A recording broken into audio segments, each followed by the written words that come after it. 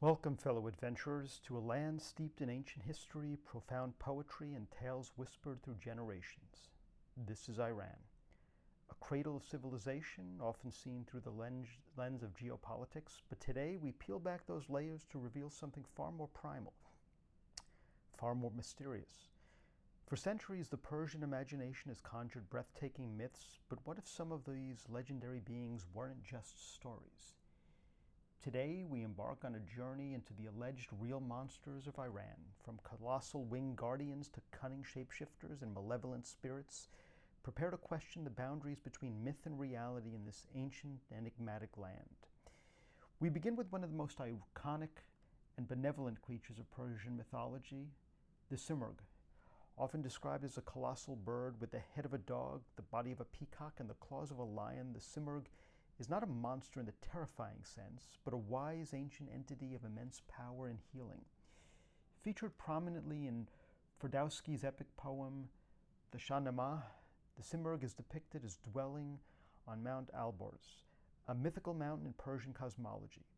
She is a symbol of wisdom, knowledge, and protection, even raising the hero Zal. The legends paint a picture of a creature whose shadow brings good fortune and whose feathers hold curative powers.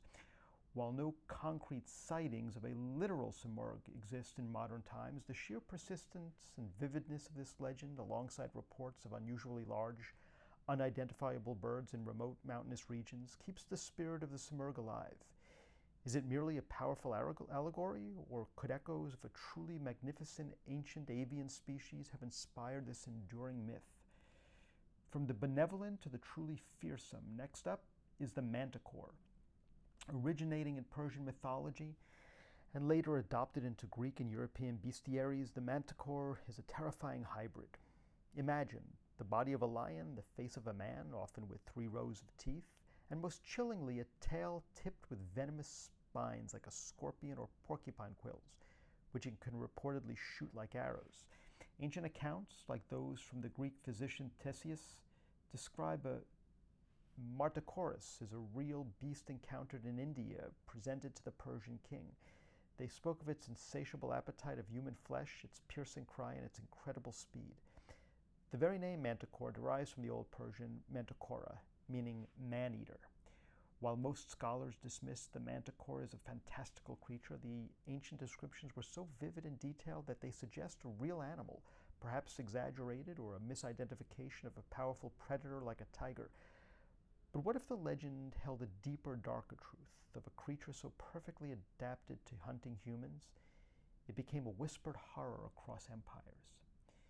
No discussion of Iranian monsters would be complete without its dragons known as the Azda. Unlike the often noble dragons of some Eastern traditions, the Azdaha in Persian mythology are typically malevolent, destructive forces, often depicted with multiple heads, breathing fire, and associated with drought and evil. The most famous is Dahaka, a 3-headed dragon from Zoroastrian texts and the Shamana, who brought great suffering before being imprisoned. These ancient narratives speak of colossal serpents inhabiting desolate places, mountains, and even underground realms. And it's here that the line between myth and alleged reality can sometimes blur. While no one claims to have seen a literal fire-breathing, multi-headed dragon in modern Iran, there are persistent local tales of unusually large, reclusive serpents or water dwellers in remote lakes and deep caves. Are these simply exaggerated sightings of large snakes or fish, or do they hint at relic populations of ancient, formidable reptiles living in the untouched corners of Iran? And finally, we delve into the more ethereal, yet no less frightening entities of Iranian folklore. The owl and the jinn. The owl is a female demon particularly feared for preying on pregnant women and newborns. Often described as a gaunt old woman with long, stringy hair and sharp claws, she is said to steal the liver or heart of her victims. And then there are the jinn, supernatural beings made of smokeless fire, prominent in Islamic and pre-Islamic Arabian mythology and very much a part of everyday folklore in Iran. Jinn are not inherently good or evil. They exist in a parallel dimension and can interact with humans, sometimes benevolently, but often mischievously and even maliciously. Tales abound of jinn causing illness, bad luck, or even possession. While these are firmly rooted in folklore and religious beliefs, the real-life impact of such stories on people's perceptions and experience is undeniable. The fear of the owl, the precautions taken to ward off malevolent jinn, highlight how deeply these unseen forces influence daily life in many parts of Iran, blurring the lines between myth, superstition, and alleged spiritual encounters. From the majestic simurgh soaring over the mountains to the terrifying manticore, the ancient azhada, and the unseen spirits of the owl and jinn, Iran's alleged real monsters offer a compelling glimpse into a world where the fantastical intertwines with the everyday.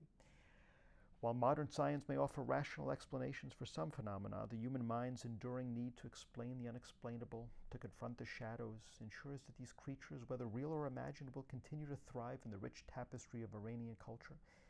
They serve as a reminder that even in our hyper-connected world, deep mysteries still exist, waiting to be discovered or rediscovered.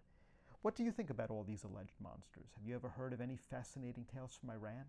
Share your thoughts in the comments below, and if you found this journey into the mystical captivating, please give us a like, subscribe for more explorations into the unexplained, and hit that notification bell so you don't miss our next adventures. Until next time, keep exploring, keep questioning, and keep an open mind.